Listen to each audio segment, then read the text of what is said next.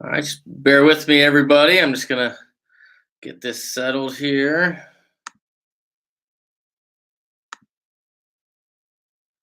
So I'm just sharing in a bunch of groups here.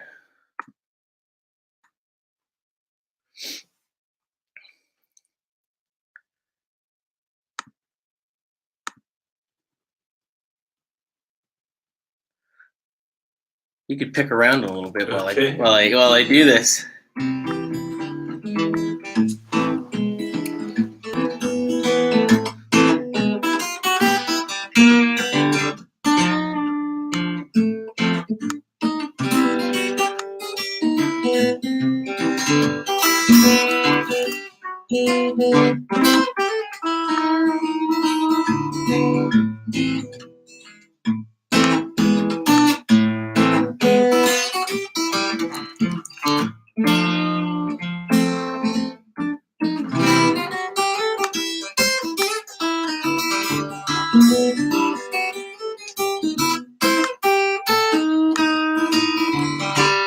Yeah.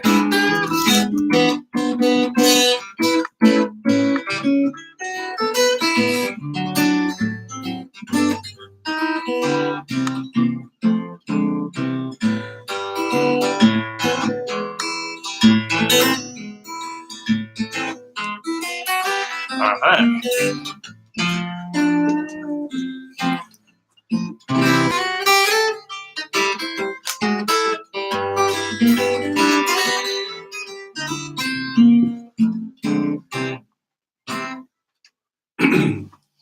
All right. What do you want to play?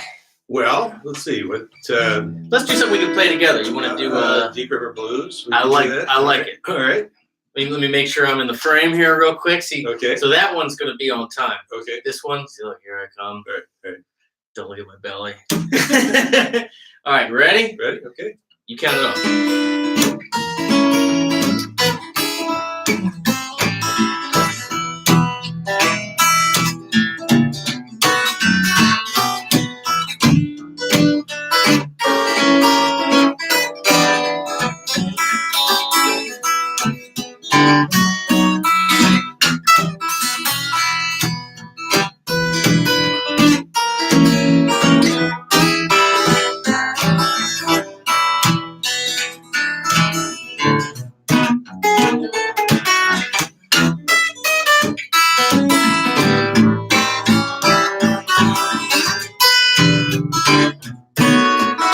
Remember the verse? Sure. We sing. Go for it. Well, let it rain, let it pour, let it rain a whole lot more. 'Cause I got those deep river blues. Yeah, let that rain right on. Let those waves swoop along. 'Cause I got those deep river blues. Now give me back my old boat. I'm gonna save it if she floats. 'Cause I got those deep river blues. And my old gal's a good old pal, but she walks like a waterfowl when I get those deep river. What a great line. Takes one.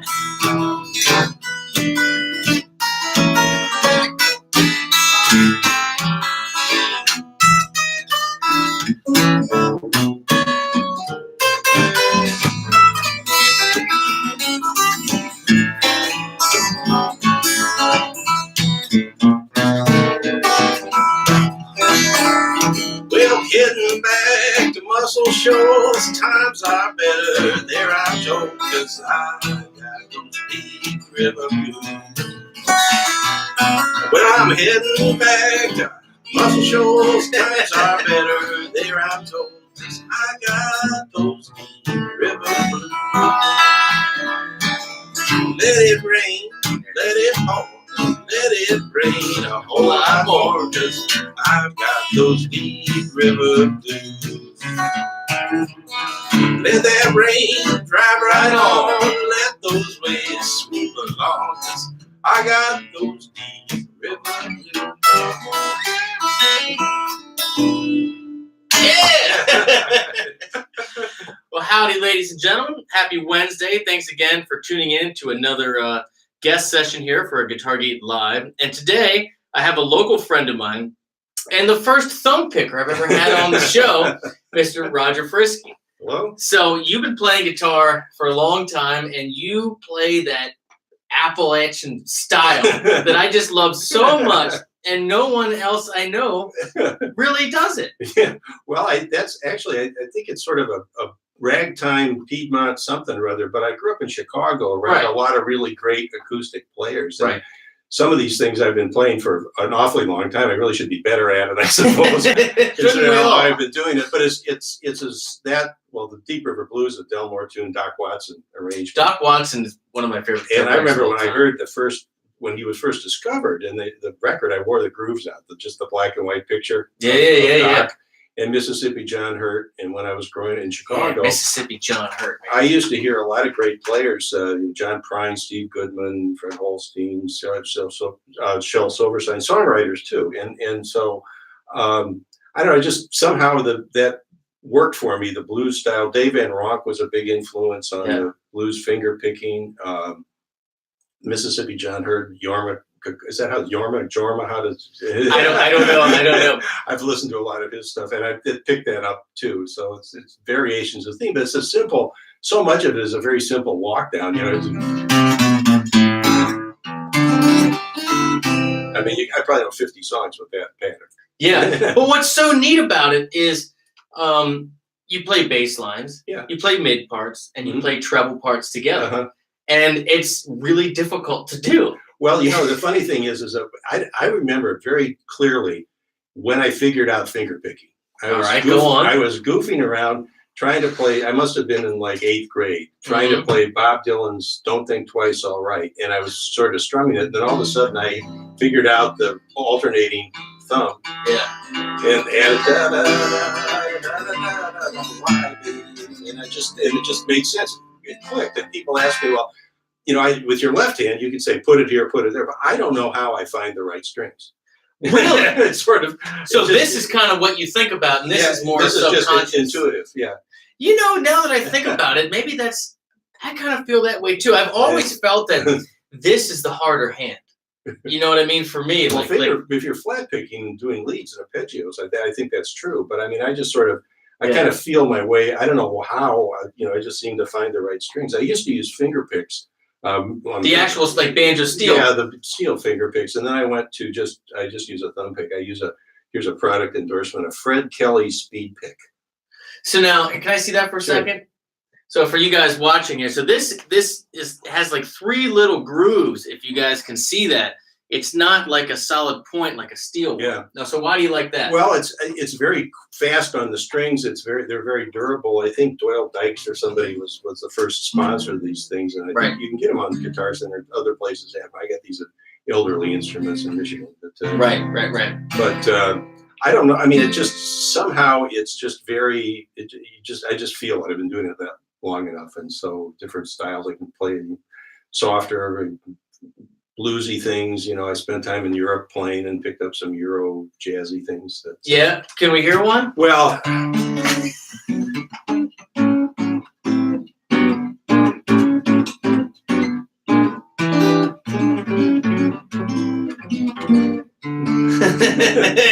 then end with a D. Yeah, right.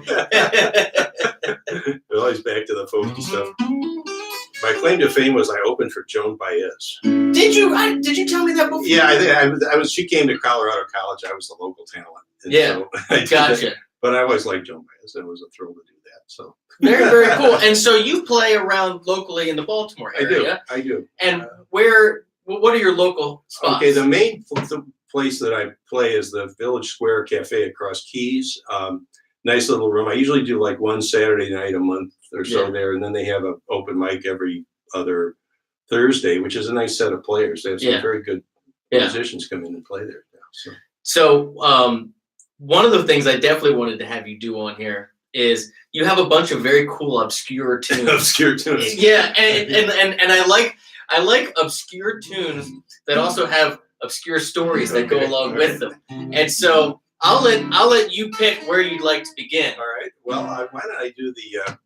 This is a song I wrote about Baltimore. I teach at the University of Baltimore, and I teach writing courses, but I did teach songwriting one time, and I wanted to UB had a songwriting class? I taught it in the summer. Yeah, I gave everybody an A. I said, write a song. They all did. They didn't say write a good one.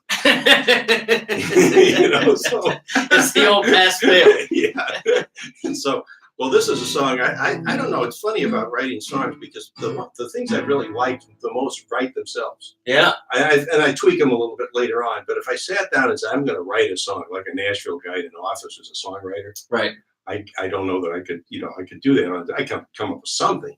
Right. But things that I like. And this song is called "You Always Come Back to Baltimore." And I was out at my 50th high school reunion in Chicago. Right. And a classmate, Rich Warren, is now the host of Midnight Special, which is the longest running folk roots show in the country. It's on public radio in Chicago. So I played this song, and Rich heard it. He said, "It's really good. Send me the CD." So I did, and he played it. He put together a whole sequence of Baltimore songs, about 8 songs. So he gave me a whole setup. Yeah, it's still streamed, I think, somewhere. I would like to hear. I would like to hear that and the other songs too. Yeah. I'm sure there's a bunch of them now. Yeah. Well, the difference is for me, it's just me and the guitar. But now everybody's got so much production. Sure. Value into it. So anyway, here we go. So this is now songs, old songs, Tin Pan Alley songs always started with a verse. Now indie songs, like, they launch right into the chorus. They sing the chorus 35 times. And so I kind of like starting tunes with the chorus. Well, I sometimes I do. And well, we've had H.L. Mencken and Enoch Pratt. How can you get more distinguished than that? Wallace Warfield of Biddle Street swept the Prince of Wales off his elegant little feet. Baltimore is a special sort of place, but spend some time here, you will find, dear, we're an acquired taste. Living in Baltimore can be like living with somebody who hates you enough to burn your easy chair. Try 100 times to quit it. You're still here. Let's drink a beer, let's watch the O's on TV. Oh, what disappointments they can be. But every time you get up and head for the door, something pulls you back to Baltimore. Now I know we got pollution, and I know we got crime, and I know we got buses never run on time. We're choking on traffic, too few ships in the port. In those quality of life surveys, we've come up short, but we got style and we've got charm, despite your daily risks of bodily harm. You know, if you get your car jacked or it's buried in trash, take it from me, you'll still come back to Baltimore, jewel of the Patapsco, the final resting place of Edgar Allan Poe. Travel the wide world over, no matter where you go, there's no place like Baltimore. No place like Baltimore. Jewel of the Patapsco. Jewel of that line for the locals, like that, they fall off their chair. Jewel of the Patapsco. I know, you said that. I was like, yes, yes, that was definitely YouTube worthy. Oh, that is hilarious. So how did you get? I know you're from Chicago, and you kind of you went to Colorado, but how did you kind of get started playing and get started writing songs? Well, I think when I started playing with just young kids, there was just a scene. It was the '60s, right? I mean, and folky stuff was on, and there was a great TV show on their Saturday nights called Hootenanny, which was really good. I mean, they had all Ian Sylvia, Judy Collins, Pete Seeger, Dylan was on, all these people. And my cousins just had guitar playing friends, and a couple of guys had older brothers who were pretty good. And there were 2 guys who were a little bit older than I am, and they were an act, a duo, and they were really terrific. And one of them is now a professor at Maryland. He's been there forever. He looks like Mark Twain, a guy named Barry Pearson. But they were really good. And we used to go, and when I was a kid, we used to go to the clubs because they had non-alcohol sections. Really? So we could sit there. Can't do that anymore. Well, I mean, they cordoned us off, and you bought a ginger ale for the price of a drink, and then you heard Dave Van Rogge, Brownie McGee, and Sonny Terry were particular favorites of mine. And I had a buddy who played the harmonica really, really well, and so we had kind of an act with that. But it's just something I really enjoyed. Then at college, we had a very good music scene at Colorado College, and people coming through, and we had a nice little venue. But you didn't go to college for music, though. No, I was a political science major, and I lived in France for a year, and that was fun because the European audiences are very nice, you know, and they're very into the. Everybody I know that has lived overseas, and or toured with the band has said that exact same thing. They're really serious about the music. I mean, they take artists seriously. That's what I mean. Like they'll sit in the room. Yeah, I mean, and you play here, I go out and I'll play, and sometimes it's nice and people are really into it. Other times people are eating, talking, and drinking. Right. No, they would, they're engaged. They're very attentive audiences.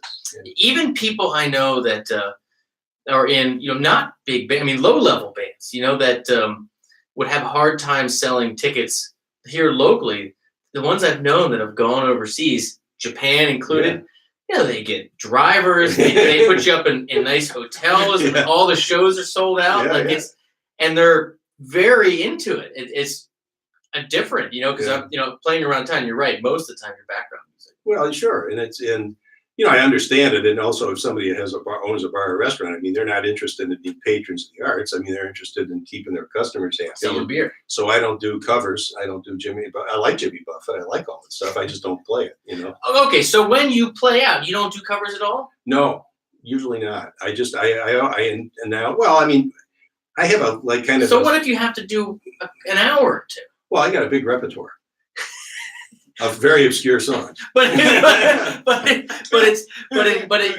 can literally do an hour or two of your own obscure songs. Well, I mean, some of them are not mine. I mean, some of them will be but they're obscure covers. Treatments of old folky songs, blues songs. I know a million blues songs, and sometimes I mash them together. Yeah. And so it's what would you mind doing one that's kind of like one of your go-tos? Sure. Well, a deep cut, if you will. Well, I could do this. Well, this is I mean, you can do so much with the blues, and sure. You could probably follow. This is the one that has that little jump to the F sharp from the a two. I like it. Not enough songs have a two. I'll follow you. Okay. Well, this is again, when I think about writing songs, I think about topics that people and stories and topics that people don't really cover. There's all sorts of stuff about love and traveling and being messed up and all this stuff and getting your lover back or leaving her at the bus stop or whatever it might be. And the country songs, I'm always amazed at working within this formula, how many variations they can come out with it. Yeah. But I thought, a topic that I hadn't ever heard of any blues songs about was insurance. Yes. So I was thinking this is, I was because of an age where insurance is a preoccupation. We were literally talking about it off camera. Talking about that. So this is a song called Insurance Man.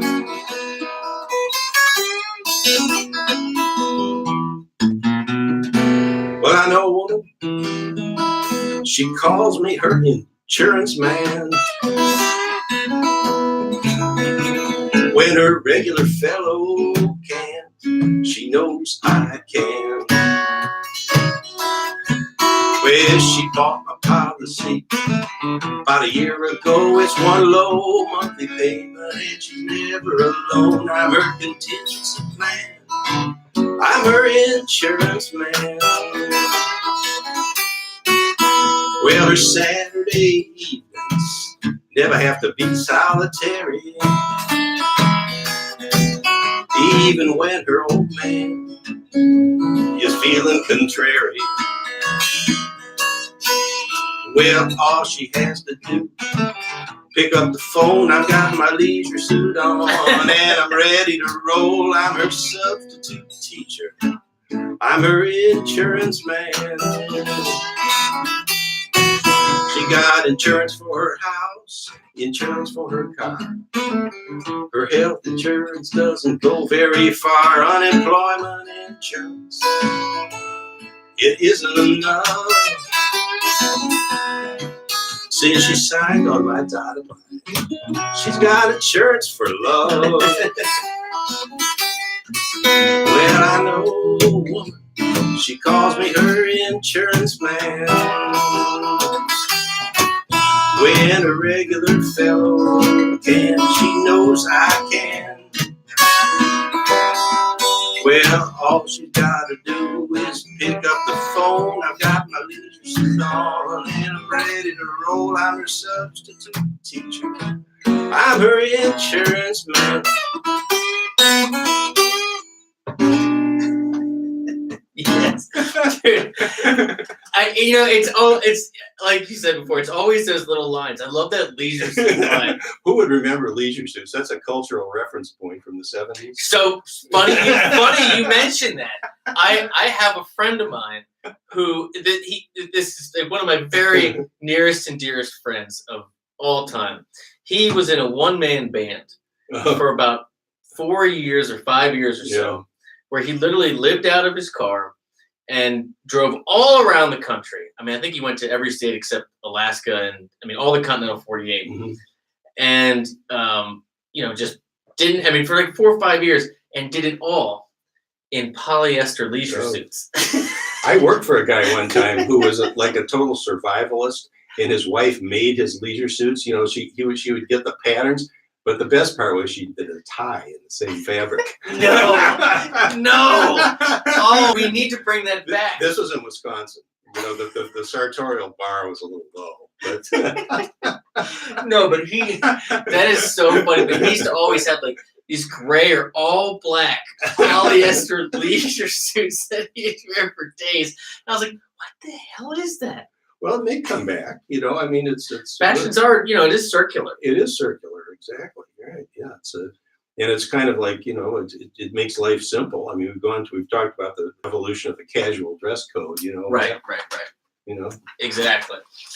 So what is this guitar you're playing? Okay, why do you play it? Okay. This guitar is a Yamaha A series. I've had it maybe 3 or 4 years. Yeah. And I was looking for a performing guitar because I was resistant for years getting, you'd borrow somebody's or something like that. So I went to the guitar store and I tested a whole bunch of them, and this was a good price. This was their lower end model, and I think it was about $400.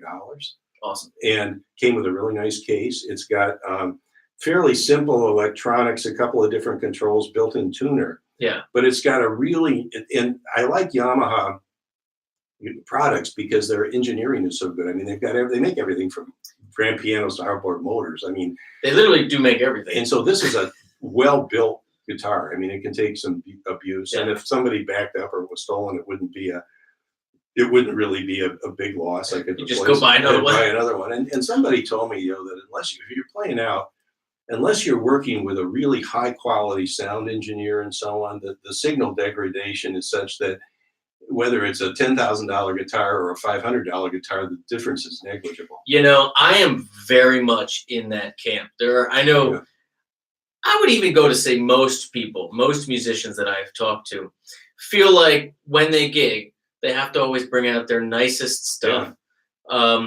If for no other reason than they feel more comfortable and they feel they play better, on that stuff. I am absolutely not in that camp. Yeah, well, I mean, if you really have it at the highest, and I've been fortunate enough to work with some very good sound people, and they get the most out of it. But I don't know for me, I don't have big hands. This is a very slick neck. Yeah. I use Elixir strings, extra light gauge on this because it's a little. So what is that? 12s? Extra light? 10s, I think. Is that light? I mean, yeah, that's pretty light. Well, and it's easier on your hands, and for performing and so on. I find that the coated strings, that I like this the slickness because they don't squeak a little bit. But we were talking earlier.